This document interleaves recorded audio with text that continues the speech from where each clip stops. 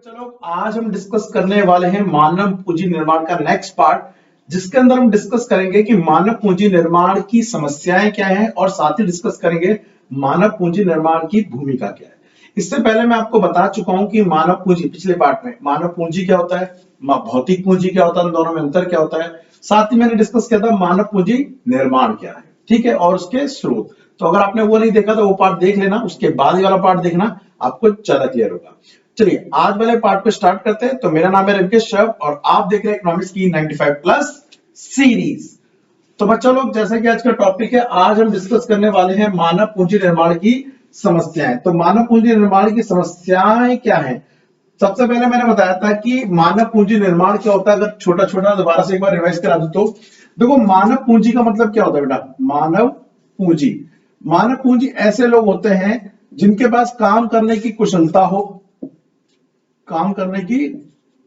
हो, योग्यता हो, दक्षता हो, अनुभव हो, नॉलेज हो, उसे हम मानव पूंजी बोलते हैं। मैंने बताया था डॉक्टर, इंजीनियर, चार्टेड, टीचर, ये कुछ एग्जांपल हैं। इवन फार्मर भी एक क्या हो सकता है? मानव पूंजी हो सकता है। ये भी मैंने आपको बताया था ना। अब क्वेश्चन ये आ रहा है कि फिर समस्या क्या है? जब भारत में इतना चीज हो ही नहीं है, लोगों को पढ़ाया जा रहा है, एजुकेशन पे खर्चा किया जा रहा है, तो मानव पूंजी आगे क्यों नहीं बढ़ रही है?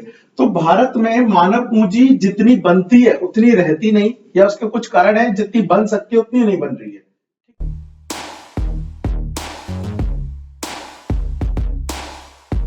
तो मानव पूंजी निर्माण की समस्याएं क्या है भारत के लिए, वो हम डिस्कस करने वाले हैं। सबसे पहली समस्या जो है वह भारत में भारी व तेजी से बढ़ती हुई जनसंख्या। देखो, आप सभी को पता है जो भारत की जनसंख्या है वो 140 करोड़ प्लस जा चुकी है। 140 करोड़ प्लस जा चुकी है।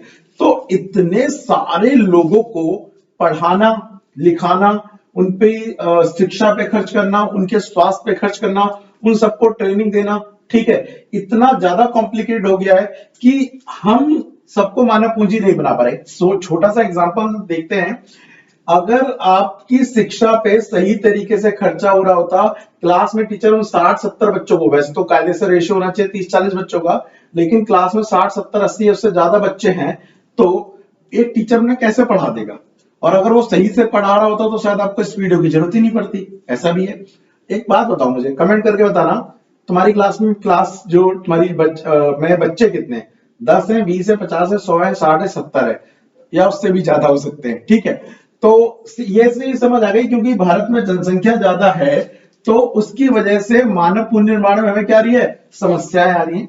दूसरी चीज है, यहाँ पर संसाधनों की क्या करते हैं? अपर्याप्त है। मैंने बताया अगर जनसंख्या ज्यादा है तो उस जनसंख्या को क्या चाहिए? संसाधन चाहिए।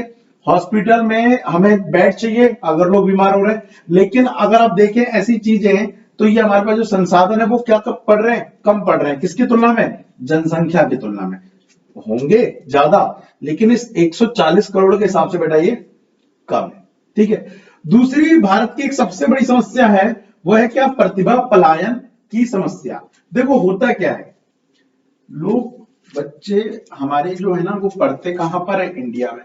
एजुकेशन ले रहे इंडिया में, हेल्थ की सर्विस ले रहे इंडिया में, लेकिन जब जॉब की बारी आती है ना, तो वो एक ऐसे देश में जाना पसंद करते हैं जहां उन्हें सैलरी क्या मिल रही होती है? ज्यादा। अब क्योंकि भारत की पॉपुलेशन 140 करोड़ है, ज्यादा ही इससे, तो उन इतने ज्यादा लोगों की होने की वजह से जो लेबर की कॉस्ट है, या कह लो लेबर का वेजेस है, चाहे वो डॉक्टर हो, चाहे इवन छोटा हो, मजदूर हो, सबकी वेजेस क्या नॉर्मली कम है। लेकिन जब विदेशों में क्या होता है, क्योंकि वहां पे लोग कम है, डॉक्टर कम है, इंजीनियर कम है, टीचर कम है, तो उनकी सैलरी जनरली क्या होती है? हाई होती है।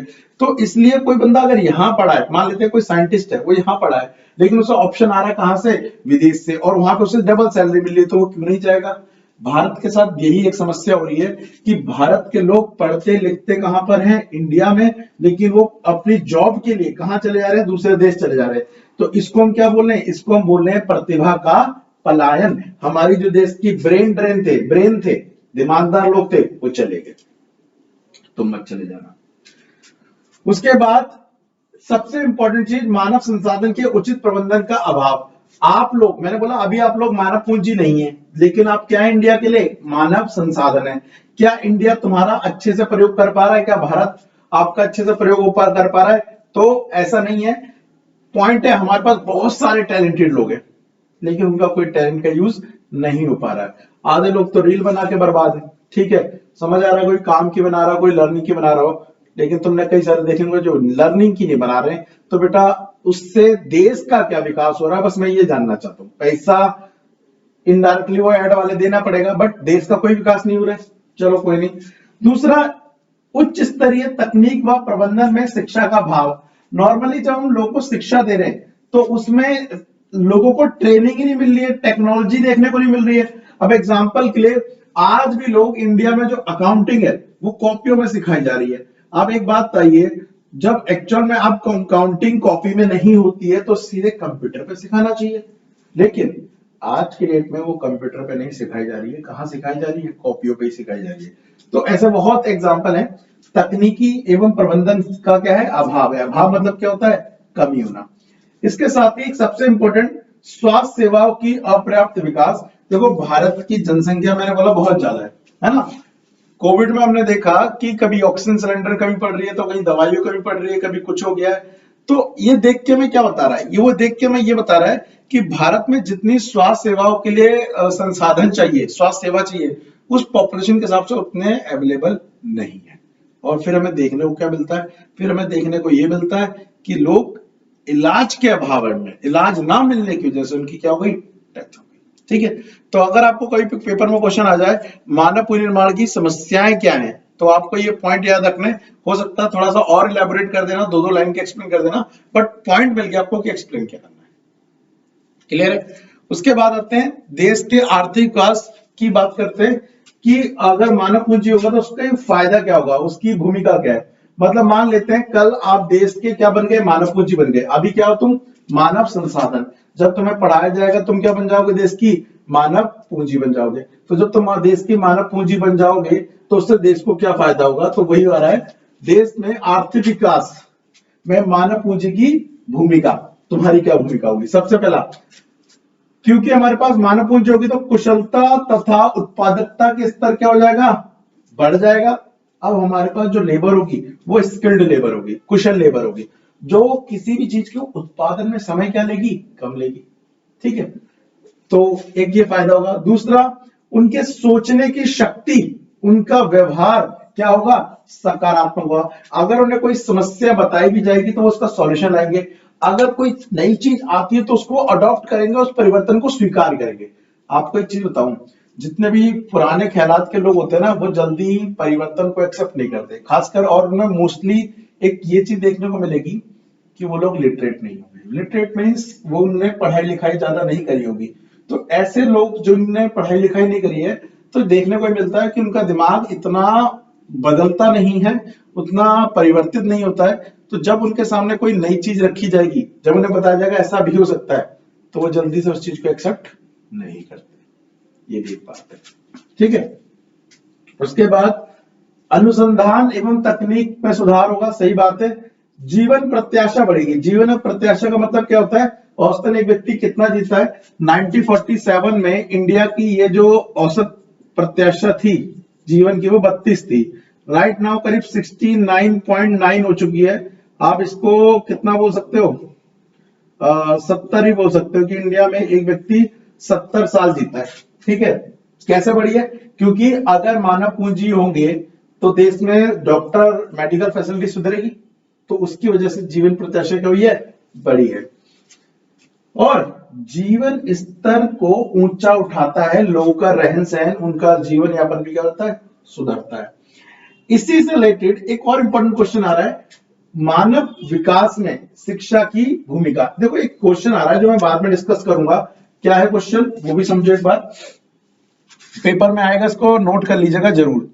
पेपर में आएगा क्वेश्चन ये आपके लिए कि जब हम उसकी बात कर रहे हैं, किसकी, थीम भी चेंज कर लेते हैं ताकि क्लियर आ जाए, आपको समझ आए। ठीक है, तो ब्लैक पेन से लिखेंगे हम। ठीक है, देखो, हाँ जी, मैं क्या बता रहा हूं आपको,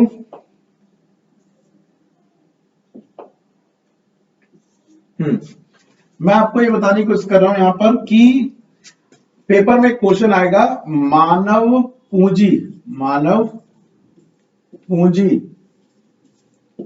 तथा मानव विकास में अंतर बताओ। मानव विकास में अंतर बताओ। तो आपको पहले मोटा मोटा बता दूं, मानव विकास एक बड़ी प्रक्रिया है, इसको एक बड़ा कॉन्सेप्ट माना जाता है। मानव पूंजी एक छोटी प्रक्रिया है। इसका जो लेना देना होता है वो उत्पादकता से होता है, विच मीन्स ये आपको धन दौलत बोले तो सॉरी शिक्षा स्वास्थ्य सब देगा, लेकिन लास्ट में आपसे क्या उम्मीद करेगा कि आप क्या करके दे, उत्पादकता या उत्पादन को बढ़ा के दे। लेकिन मानव विकास का मतलब है एक व्यक्ति का खुद ही में स्वास्थ्य शिक्षा मिलने के बाद वेल बीइंग मतलब अच्छा होना, उसको सारी सुविधाएं मिल जाना, बात खत्म। उससे इस मानव विकास का कोई मतलब नहीं है कि आपका एंड में क्या होना चाहिए, उत्पादन या फिर उत्पादकता बढ़ जानी चाहिए, अंतर आता है। तो इसी में आ रहा है जब देश में लोगों को क्या दी जाएगी, शिक्षा दी जाएगी। तो शिक्षा देने से मानव विकास में क्या फायदे आते हैं उसके हम पॉइंट पढ़ने जा रहे हैं, तो उसको भी एक बार देख लो जी। तो यहां पर ये क्वेश्चन दिया हुआ है, इसको भी हम देख लेते हैं क्या है।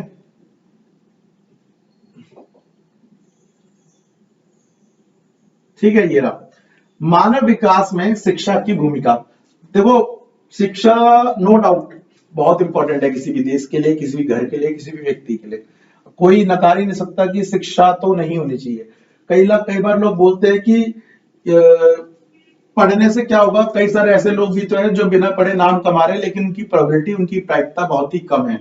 शिक्षा मिलने के बाद आपकी ग्रोथ करने के चांस बढ़ जाते हैं, ये नॉर्मली ज्यादा होता है, ठीक है, और देश के लिए भी ये फायदेमंद वाली बात है। तो शिक्षा होने से पहली चीज क्या होगी, शिक्षा लोगों को उत्पादकता एवं सृजनात्मकता बढ़ाती है। इसका मतलब क्रिएटिविटी।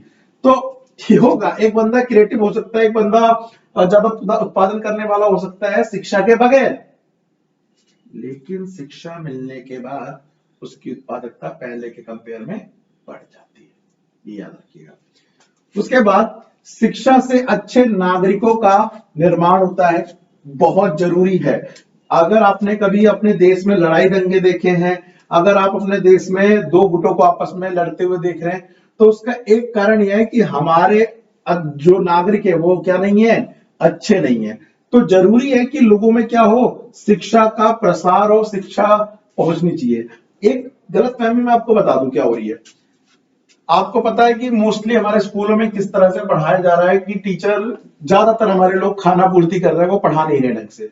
तो उससे होता क्या है, जैसे अभी हम डिस्कस करते हैं बहुत सारी वैल्यूज में आपको एक्सप्लेन कर रहा हूं कि एक इंसान को ऐसा बनना चाहिए, ये करना चाहिए, स्कूल में वो नहीं हो रहा है। तो हो क्या रहा है कि हमारे स्कूल से जो बच्चे पास आउट हो रहे 12th के पिछले कई सालों से, वो पास आउट तो हो रहे बट उनको सही गलत नहीं पता है, ठीक है, वो एक विचारधारा से प्रेरित हो जाते हैं, फिर किसी भी जो मतलब ब्रेन वॉश कहते हैं ना से, वो चीज। तो आप मार्केट में, आप समाज में ऐसे लोगों को देखेंगे जो शिक्षित तो हैं, मतलब कि उनने 12वीं पास कर ली है, उनने कॉलेज कर लिया है, लेकिन शिक्षा जैसे लक्षण उनमें कोई नजर नहीं आते, ठीक है। तो ऐसा भी होता है। हम बात कर रहे हैं, जब शिक्षा देने की बात कर रहे हैं तो एक सर्वांगीण विकास की बात कर रहे हैं कि एक बच्चे में सर्वांगीण विकास होना चाहिए, ठीक है, ओके। शिक्षा देश के संसाधनों का उचित प्रयोग में सहायक होती है, सही बात है। अगर देश में क्या होगा, शिक्षा दी जाएगी लोगों को, तो वो जो अपने संसाधनों का है, उन संसाधनों का क्या करेंगे, वो उचित प्रयोग करेंगे। इंपॉर्टेंट वाली बात है, उचित प्रयोग का मतलब उन चीजों को अच्छे से प्रयोग में लाएंगे। इसी के साथ यहां पर शिक्षा किसको बढ़ावा देती है, विज्ञान को, तकनीक को बोलते हैं प्रौद्योगिकी, ठीक है, के विकास में सहायक होती है। तो अगर आप इतना करते हैं तो शिक्षा लेने के बाद, तो देश को ये सारे फायदे देखने को मिलते हैं। यहां पर पेपर में कुछ भी क्वेश्चन बन के आ सकता है, इनको एक बार क्या करिए, आप कॉपी में एज अ पॉइंट नोट कर लीजिए, ताकि आपको क्लियरिटी हो जाए ये किस तरह से काम कर रहे हैं, ठीक है। उसके अलावा और क्या इस टॉपिक में जो हमें पढ़ना है, देख लेते हैं। 2 पॉइंट और है। शिक्षा से लोगों के व्यक्तित्व के विकास में सहायक होती है, सही बात है। आपका व्यक्तित्व क्या होता है, सुधर जाता है शिक्षा मिलने से, और आपके कौशल में भी क्या होता है, सुधार आता है, पहले कंपेयर में ज्यादा उत्पादन करने लग जाते हैं। उम्मीद करते हैं आपको आज का टॉपिक समझ आएगा। बाकी जो उसका टॉपिक है वो नेक्स्ट पार्ट में डिस्कस करेंगे। थोड़ा सा बारिश का माहौल होने की वजह से कैमरे में शायद फॉग जम गया है, जो भी है, जिसकी वजह से आपको थोड़ा सा शेडो नजर आ रही होगी, बट कोई बात नहीं, नेक्स्ट पार्ट तक ये ठीक हो जाएगा और उसके बाद हम नेक्स्ट पार्ट डिस्कस करेंगे हमारा, ठीक है। तो आज के लिए इतना ही, मिलते हैं नेक्स्ट क्लास में, तब तक के लिए thank you, tata, bye bye.